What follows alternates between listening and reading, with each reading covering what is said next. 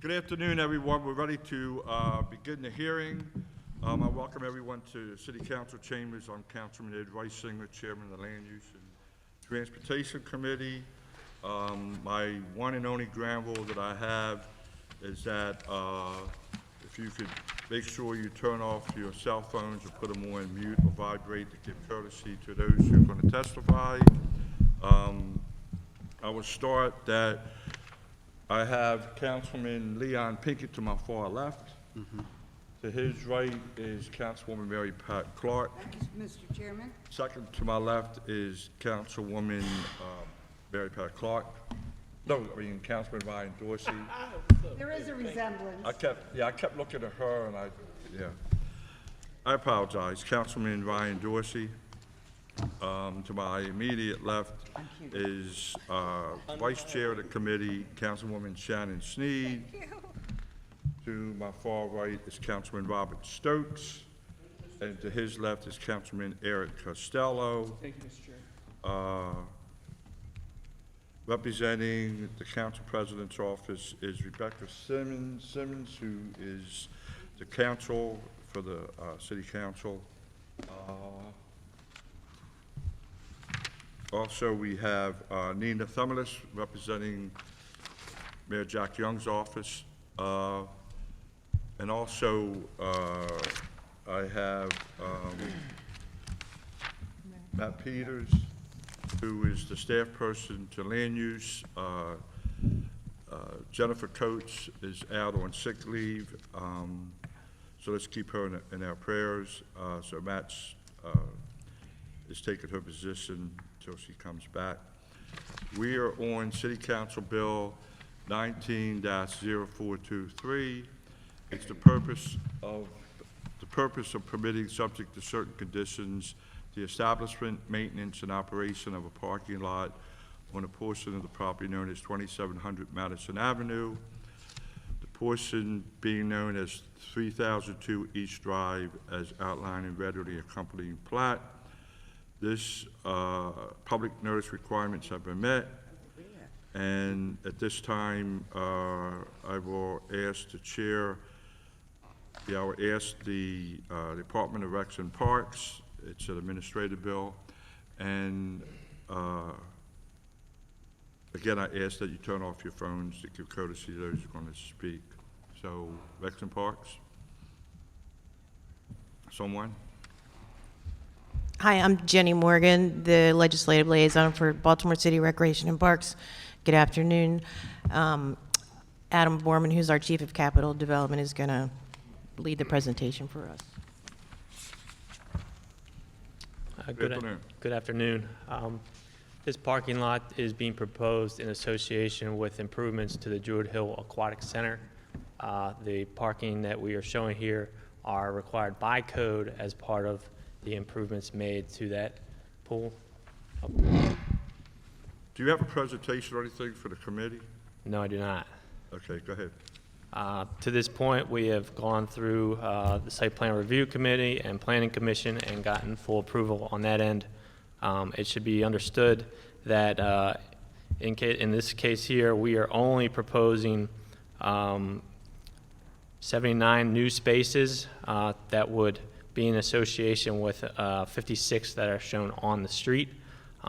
This parking lot has been part of the Druid Hill Park Master Plan for some time now. That has been adopted by planning. So it is the department's stance that this parking is required to suit the needs of the new pool. This does not even take into account that this parking along the street that's currently happening, and then this parking lot, in addition, will also be serving our administration building as well as the tennis courts there currently.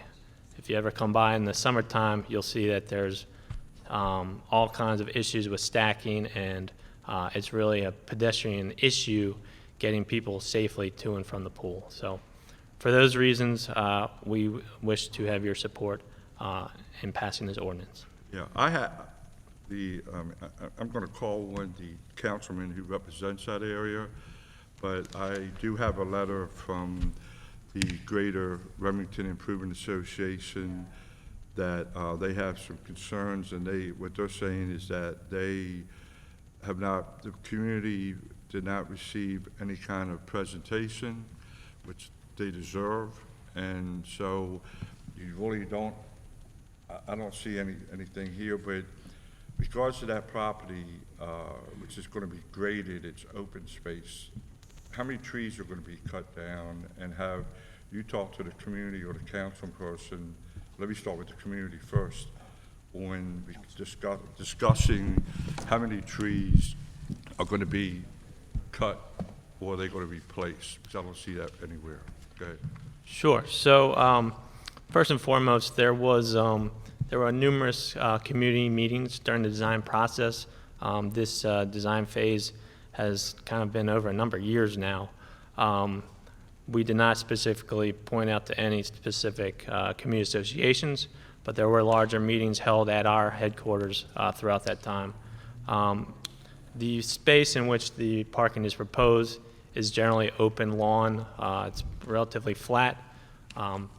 The only trees that will be lost during this are one or two that have been identified by our forestry division as in poor health or not within the canopy they're trying to seek, and that's only for the entrance to the parking lot.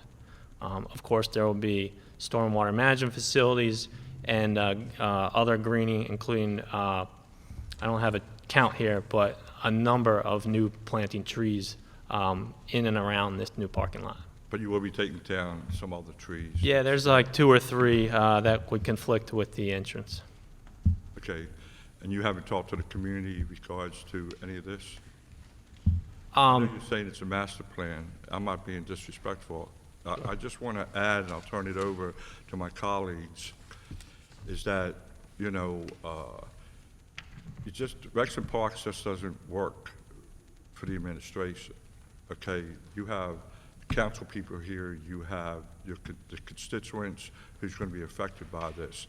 So even though the master plan came out, Rexon Parks has to give due respect to those community leaders, those communities, and the council person that represents that area. So that's the only thing I want to say. Councilman Mr. Councilman Pinkett? Yes. Yeah, go ahead. And then Councilwoman Clark?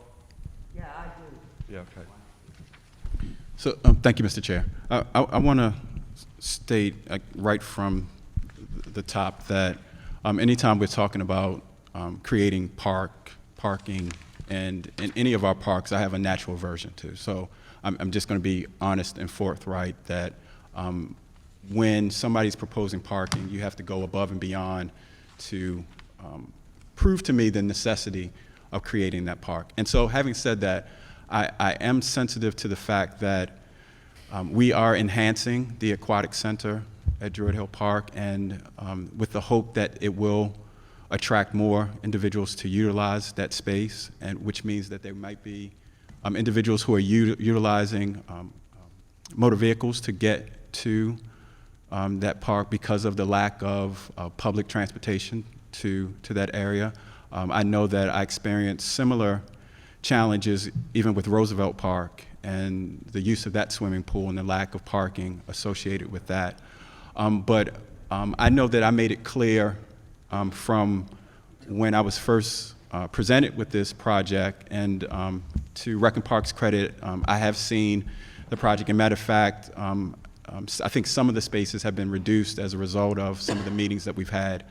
But I do think it's essential that when there is an organization that is an advocate for a park, in this case, the Friends of Druid Hill Park, that they either be represented or at least present their position on this parking, the level, the amount of parking, location, you name it. And so I'm hesitant to provide any support for this particular project without some sort of response from the Friends of Druid Hill Park. I think that it would be negligent on my part to move forward with such an issue without their position being a part of this discussion. And at this point, I have not seen the letter that I was led to believe was a part of the support for this effort. So thank you, Mr. Chair.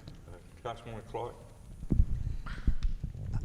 Yes, I have this letter from GRIA, and my colleague and I represent the neighborhood, the Remington neighborhood, that GRIA represents. And basically, GRIA's had a hard time getting notice about things lately. Mr. Borman, you've been wonderful to us in terms of keeping us updated, like about Clifton Park and the like. So this isn't about your capital plan. This is about paving parkland for parking. And as you know, we had our own discussion about that over at Clifton Park, and you've been very helpful in sort of stepping back from where it was planned, and we appreciate that.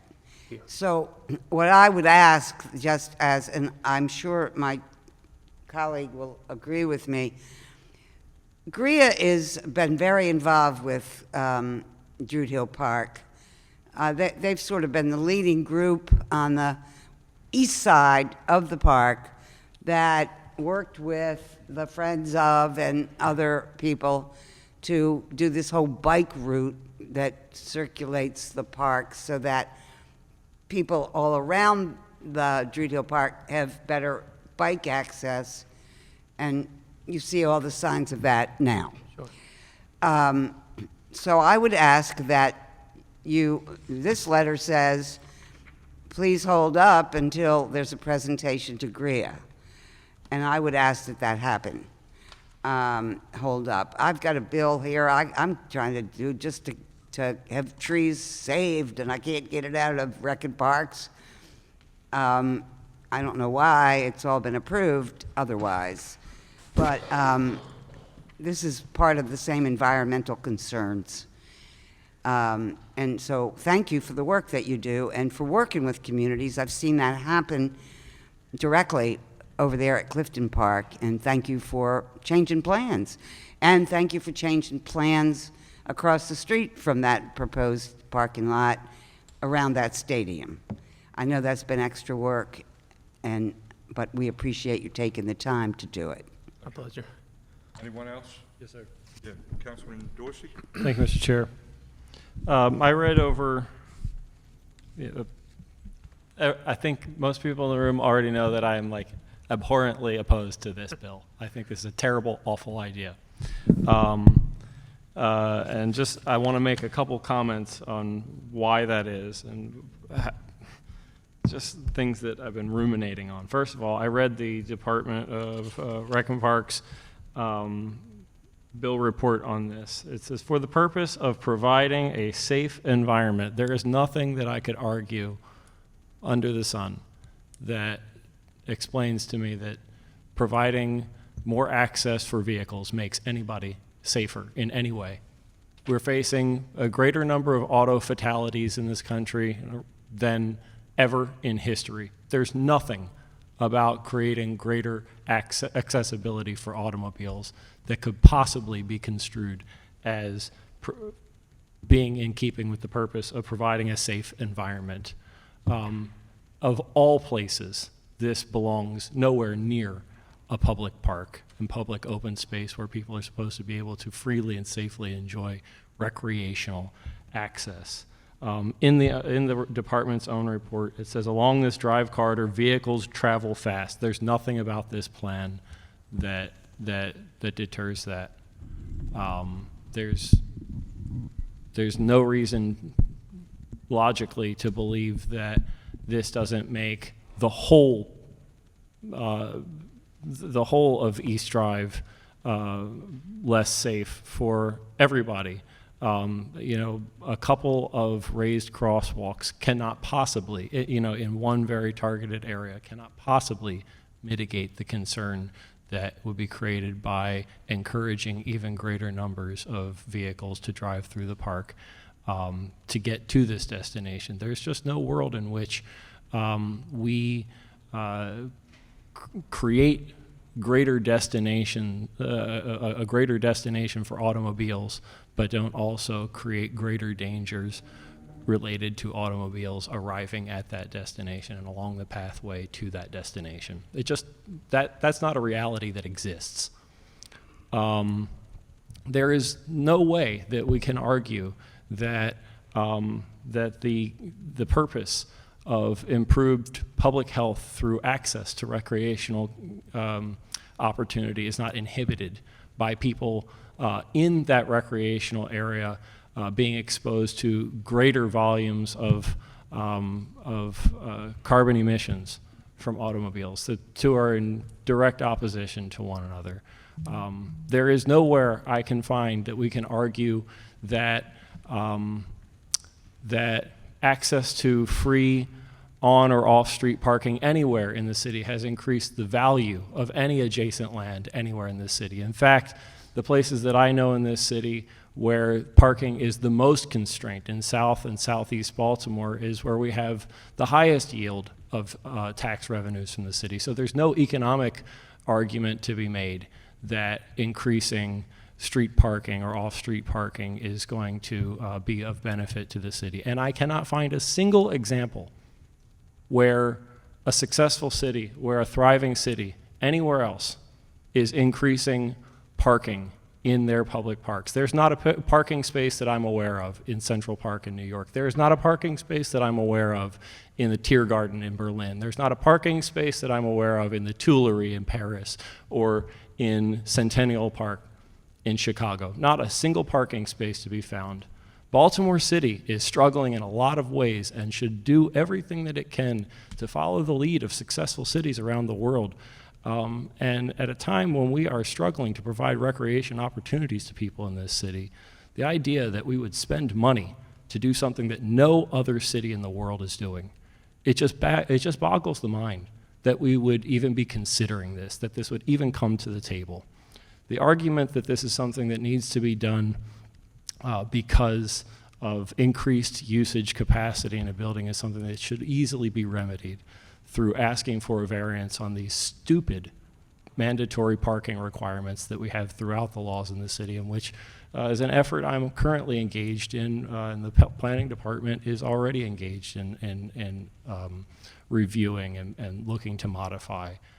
When I leave here today, I will go to the Sustainability Commission as the City Council's representative in there to lead a discussion on the nexus of land use and transportation issues specifically targeted at reducing such parking requirements throughout city code.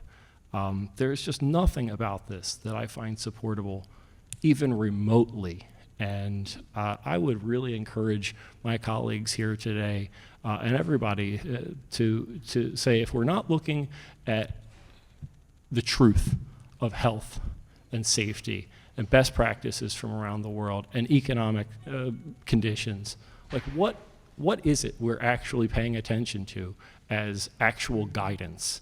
Because right now it looks like we're looking at something of a 1950s viewpoint of what we should be as a city that has not steered us in the right direction over the last 70 years. So I implore everybody here to to take a very, very negative view of this bill. Thank you.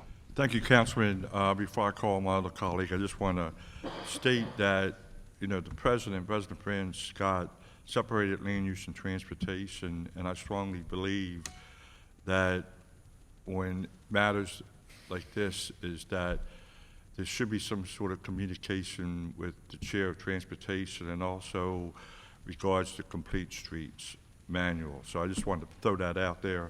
But Councilman Stokes?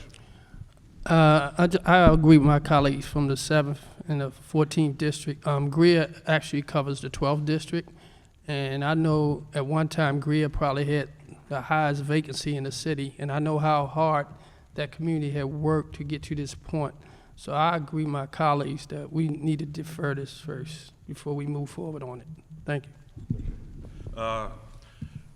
If you wish, you want to respond to that, or else I'm just going to go to the next agency. Sure, I'll briefly respond. First and foremost, I appreciate all the input. I do not disagree with most of what was said here today. As a landscape architect leading an office of landscape architects, the decision to propose parking in a park is not one we take lightly. This pool And this portion of the park is considered really a regional asset. And for that reason, we need to be able to get people from all over town to this asset. If we look at what we call the 10-minute walk radius, which is roughly about a half mile, the only part of the surrounding neighborhoods that bleeds into is off of Sisson Street. If you look to Alcantara, if you look to Reservoir Hill, those are all well beyond that 10-minute threshold. And for that reason, it is basically our feeling that there are very few people that are walking and able to get to this spot. Can we do other things? Can we work with other departments to improve upon that? I think so, and we want to be part of that. But we also feel that this is important to not only the health of this pool, but also this kind of very busy and active corner of the park. We're not going to go into a debate because we got two other bills. Yes, sir. But what I recommend, because you're talking about transportation and all, pedestrian, is that you sit down, it's just my recommendation, sit down with the chair of transportation, because they're involved in, like I say, complete streets and traffic, so that's what I recommend. At this time, I call on the planning commission. Stand by report. Favorable, okay. BMZA? Yeah, make sure you use the microphones. Anybody here? You want to? Yeah. BMZA stands by the report. Okay, favorable. Transportation? Mr. Chair, DOT stands by its report, which was deferred to planning. Okay.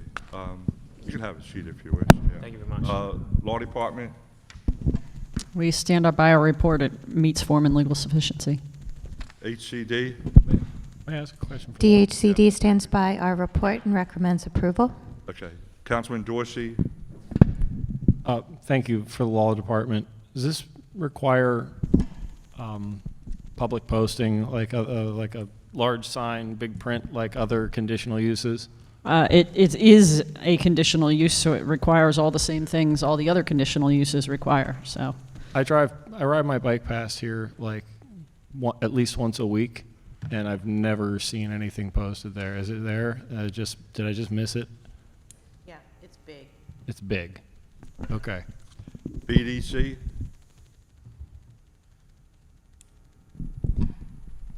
EDC stands by the report. Okay. I lost it for a moment. HCD, did I call on you already? Okay. Rex and Parks gave their report. Parking Authority? PABC stands by its report and does not oppose the bill. Okay, so that takes care of the agency reports. Now I will go to the audience. Casey Keller, public testimony from Greater Remington.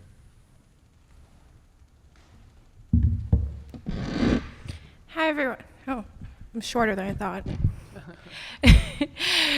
Good afternoon, Chair and members of the committee. I'm here in my capacity as a land use chair of the Greater Remington Improvement Association. I don't want to reiterate any of the points that were already made, but we're asking for a deferral simply because years ago we took votes in opposition of this, but we recognize things could have changed since then, and we want to continue having this discussion with Rec and Parks. But we do want to point out, there's a little bit of irony of adding more parking where we already have Safety City each year, teaching children how to get around the city easily. And we also want to point out our privilege that we're the only neighborhood that can access the park without crossing a 4-lane highway.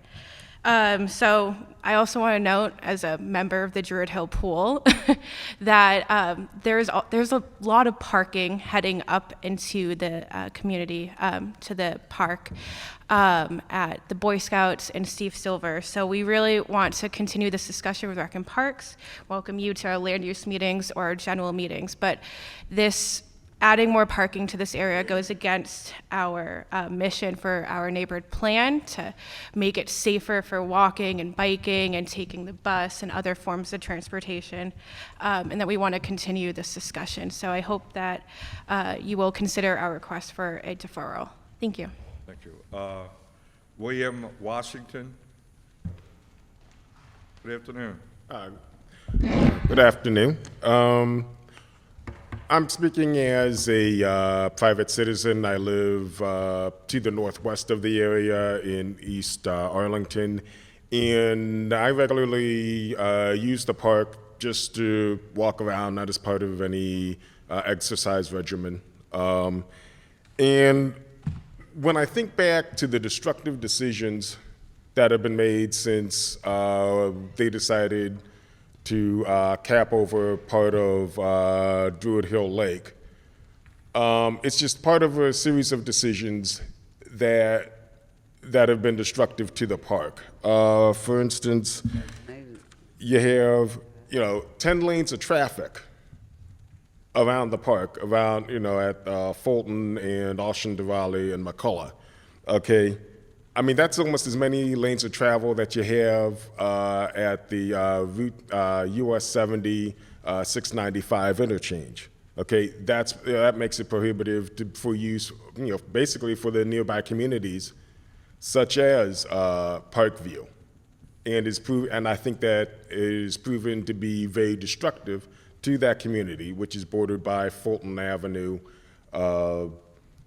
Liberty Heights, and Ocean Diwali. Those houses in there, there's a lot of blight. There's been a lot of violent crime since 2015 in that area, and basically, I think that decision to have all of those roadways there has been very destructive. Also, there's plenty of mass transit within 10 to 20 minutes walk. Okay, you have the Mondawmin subway station, which not only has a subway station, but it also has every major bus line that serves the Northwest and the northwest of the city. It's about 22 miles. I mean, not 22 minutes. It's 22 minutes from the Woodbury light rail station. Okay, and you can just simply take a sidewalk and walk directly into the park from Greenspring. So there really isn't any need for this. Anybody using a bus, using the subway, using the light rail, could easily get to this great public amenity and not have it defaced further by the construction of this parking lot. I'd like to thank you for your time and consideration. Mr. Keller, thank you. Appreciate it. Jed Weeks from Bikemore. Thank you, Chairman and members of the committee. Jed Weeks, I'm the registered lobbyist for Bikemore. Don't have formal remarks prepared today because we just found out about this today, even though we are a stakeholder that has long been involved in this process and been concerned about the proposal for putting a parking lot in Druid Hill Park for years now. We are partners with Rec and Parks and many other things, strongly supportive of the Aquatic Center and all of their efforts in the park, but this is a really, really bad plan. We're very opposed to it. A couple of the specific reasons. For the first time since the construction of the Druid Hill Expressway and Auchentrolley Terrace cutting through the park, we are looking comprehensively on how we can reconnect those communities that have been disconnected from the park to the park. That's thanks almost entirely to Councilman Pinkett's leadership and the new leadership at our Department of Transportation and their Complete Streets Division. The park originally had something like 24 direct access points from the communities of Reservoir Hill and Auchentrolley Terrace. Almost any street along there, you could walk outside your door and go directly into the park. You can't do that now because there are fewer than 8 connections to the park around the entire corridor of the park that pedestrians can access. So when we talk about walking to the park and a 10-minute access to the park, all of those communities are currently cut off from that. That's why we're looking at a parking lot, because they can't access to the park. But we're looking at that parking lot in a vacuum because we have this study, thanks to Councilman Pinkett, that is going to look at re-envisioning that entire corridor through DOT. It's in the capital improvement program. Consultants are being hired. We're going to be looking at reevaluating that entire corridor, how we can better create access to the park for people walking, biking, and driving. Why would we build a parking lot in a vacuum, move forward with this, and not incorporate that into this larger discussion about park access around the entire corridor? It makes no sense. Beyond that, as Councilman Dorsey pointed out, no other park system in America is looking to add car parking and car access to their parks. Most parks are trying to go, or most park systems are trying to go car-free, and they're trying to reduce access to the parks via vehicles and putting the parking on the periphery. Again, it's an opportunity we could look at with this entire corridor study. So I think it's a really, really, really bad move to pursue this now, and we should at minimum defer it, but frankly, it should just be killed outright as a message that we need to do better. Then personally, as a Remington resident, we did get no notice of this. Again, the community master plan has called for increasing pedestrian and walking access, specifically along the Sisson Street corridor and Wyman Park Drive corridor into the park. Adding an 80-car parking lot with access there is only going to reduce the pedestrian and biking access. It's going to conflict with the Jones Falls Trail, which we're trying to improve with a Greenway Trail Network grant that we just received from the Maryland Bikeways Program, particularly to connect Druid Hill Park through Hopkins and along 33rd Street to Lake Montebello. This is going to be right in the middle of that, and it probably hasn't been considered. So we've had no community meetings around this. We've had no meetings with Bikemore and agencies around this. So we're in the dark. I apologize for not having more formal comments, but I assure you that if we had had more proper notice, I'd be here with a petition of 500 or 1,000 names opposing this. Okay. Thanks. Thank you. That was the last person out of courtesy. Anyone else want to testify before we move on? No? Okay. We are not, for audience in the committee, we're not going to vote on this. So we're going to recess on this, and I'll announce a voting session sometime in the future. So, May I say something? Councilwoman? I want to move on to the next. They are, Mr. Chairman, thank you very much for that. I know that GRIA, I think that GRIA meets tonight, obviously.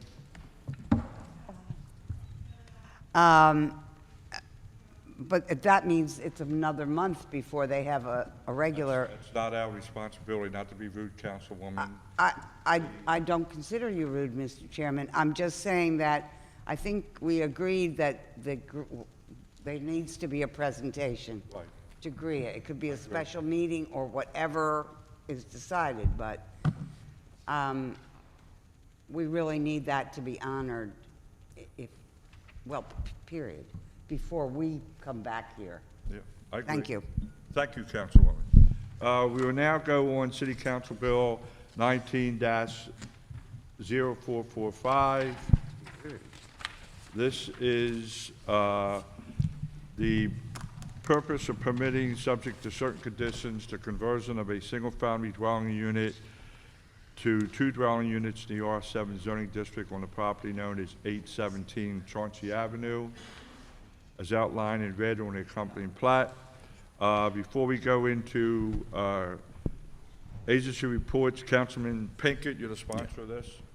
Thank you, Mr. Chair. This is a conversion of single family to a 2-dwelling unit in the Reservoir Hill community.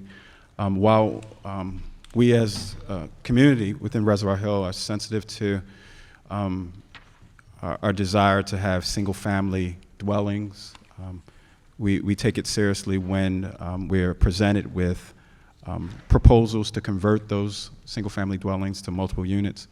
This particular conversion is supported by the Reservoir Hill Improvement Council. Ms. Barty is here. She's the owner of the property. In this instance, she's converting the single family dwelling to the 2 units to accommodate both her and her mother, who will be both living in the residence. And in this case, this conversion is supported by the community and supported by me as well. So thank you, sir. Okay. Planning staff, planning department. It really has, it's not. Good afternoon, Eric Tiso for the Planning Commission and Department of Planning. This bill was presented to the Planning Commission in their meeting of October 24th, where they supported the staff's recommendation that the bill be amended to add a 9% variance for the required lot area standards for the 2 dwelling units. So that would be one amendment that would need to be added. Otherwise, the property complies with the requirements of the zoning district for the R7 for each of the proposed units. It'll meet the floor area. Unlike many that you see, it actually can provide 2 parking spaces owing to being an end of the group. I think it just showed, well, there's the back of it right there, that it can fit 2 cars and meets that requirement, which is unusual for conversion bills. So with all that, we recommend the bill be amended and approved.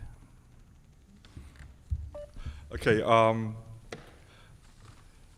I just want to, that's regards to the lot, the 9% variance, but regards to the parking. Yes, it meets the requirements. Huh? It meets the requirements. It meets requirements. Yes. So see here, we go to when we have the agency, the parking authority, but so far as the planning department and the commission said that there's adequate parking. Yes, which is uncommon for conversions. Okay. Councilman Pinkett, you okay with that? Yes, Mr. Chair. Okay. Any questions for planning? No? Okay. We will now go to BMZA. BMZA stands by its report and recommends approval of the bill. Favorable. DOT. Mr. Chair, DOT stands by its report, which is no objection. Law Department. Law Department stands by its report. Favorable. HCD. DHCD stands by our report and recommends approval. BDC. BDC stands by its report and has no objection. Fire Department has no objection. Parking Authority. Parking Authority does not oppose the bill. Okay, thank you. So at this time, without, is there any testimony? Huh? Just the, it's not needed. Okay, all right. So what I need now, there's no public testimony. I need a motion to move the finding of facts. So moved. Moved by Sneed, second. Second. Second by Pinkett. All those in favor of the finding of facts say aye. Aye. Those opposed say nay. The favor, the finding of facts is in favor. Regards to the amendments, do I have a motion to move the amendments? So moved. Moved by Councilwoman Sneed, second by Councilwoman Clark. All those in favor of the amendment say aye. Aye. Those opposed say nay. The ayes have it. Now,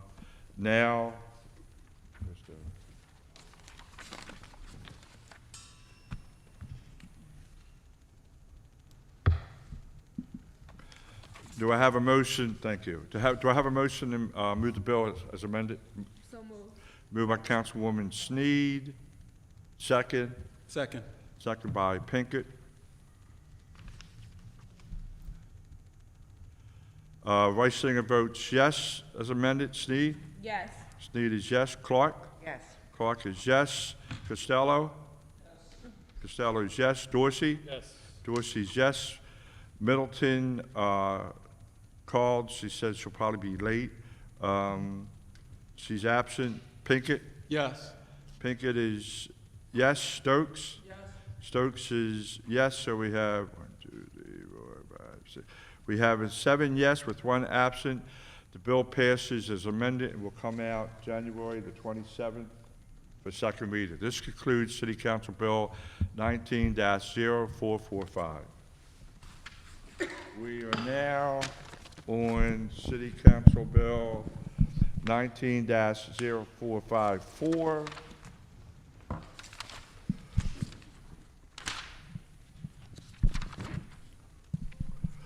This is, the purpose of this bill is to change the zoning for the property known as Block 7653C, Lot 029, located in the rear of 3819 Wilkins Avenue. As I said, it's Block 7653C with Lot 011, as outlined in the red on the accompanying plat, from a C1 zoning district to a C2 zoning district. Regards to public notice, the requirements were met. This is my bill, and the reason I'm bringing it out is when we did Transform Baltimore, I admit it was my mistake. I should have included this property, which I didn't, so this is why it's back. If any of my colleagues have any questions or concerns, it's open, but right now we'll go to the planning department. Good afternoon. Again, Eric Tiso for the Planning Commission. This bill was presented for the Planning Commission's review in their meeting of November 14th, where they recommended favorable. This was quite a research project that I did, and the chair says that it's his fault. However, it's certainly understandable because this involves two properties, one of which is a descriptive lot, meaning it doesn't have a clear address. It's just known by its block and lot. And in the staff report and the long set of attachments, which I'll go into if you wish, I kind of laid out the breadcrumbs of how this rear parcel that under the old zoning code was actually split zone. The front half was B1-3 and the back half was, I think, B3. So it had a strange beginning, but throughout the course of the introductory, very first version in 2012, through the years as it went through Planning Commission, wound its way through Council, it was referred to in number of maps and tables differently. It was sometimes conflated with the addressed parcel at 3819 Wilkins. So it's really easy to understand how this one parcel, which is one of 60-some thousand within the city, could be easily confused or missed or mislabeled. And so I think this meets the textbook definition of an administrative mistake where it was just plain missed. And I can go through that in detail if you so wish, but otherwise the Planning Commission recommends favorably. Okay, thank you. BMZA? BMZA stands by its report as favorable. Transportation? Mr. Chair, Department of Transportation stands by its report as no objection. Law Department? We stand by our report. This one looks like an actual mistake. Thank you. HCD?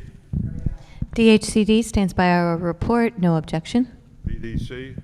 BDC stands by its report as no objection. Public testimony?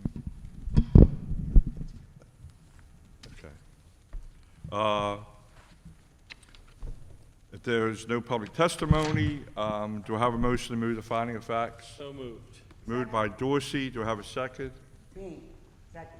Second, Councilwoman Clark. All those in favor of the finding of facts say aye. Aye. Those opposed say nay. The ayes have it. The finding of facts passed. There are no amendments, so I need a motion to move the bill favorable. So moved. Second. Moved by Clark, second by Sneed, right? Pinkett? Okay. Reisinger votes yes. Sneed? Yes. Sneed, yes. Clark? Yes. Clark, yes. Costello? Yes. Costello, yes. Dorsey? Yes. Dorsey, yes. Middleton, absent. Pinkett? Yes. Pinkett, yes. Stokes? Yes. Stokes is yes. We have 7 yes with 1 absent. The bill passes. Will come out for second reader on January 27th. This concludes Bill 19-0454. Thank you. So, Mr. Chairman, you don't mind if I dedicate that vote to Stephanie Murdoch, who knows, I mean, we should frame that discussion of what happened because we went through that. Which one's that? You mean my bill? Not yours.